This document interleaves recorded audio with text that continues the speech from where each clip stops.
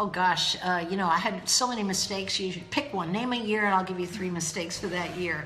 But probably the one that gave the biggest return over my career, perhaps not the biggest mistake, but the big mistake that made a big return, which is the good kind of mistakes that we all want to do, right?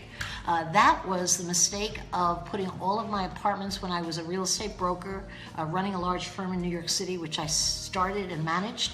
And I had decided to put all of my apartments on videotape.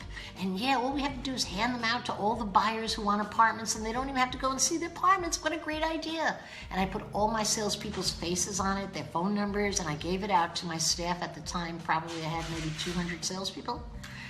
And what happened is no one gave it out because I didn't want to give out a tape that had their competitors' face on it. The competitor meaning the woman in the next desk, because they might be prettier or smarter looking than they were. And so it was a disaster in that I blew my entire profit on it, and it was the first year I've had a profit, so it was very painful. But here's what happened.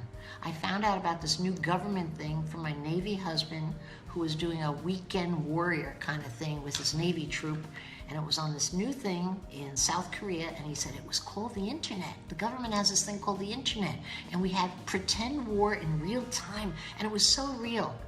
And that's when I realized what I'd do with my videotapes. And so I threw all these videotapes. Half of them were already sold. It was like 3 weeks later after the disaster. Threw them up on this new thing called the internet, and bam! In the very first week, I had 2 sales out of London, and I knew I had stepped into the big kahuna of real estate.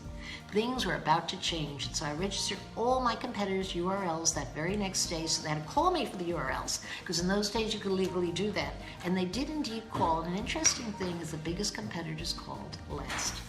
Proving another point, other than you have a big mistake, there's always a big upside if you just stay in for the play.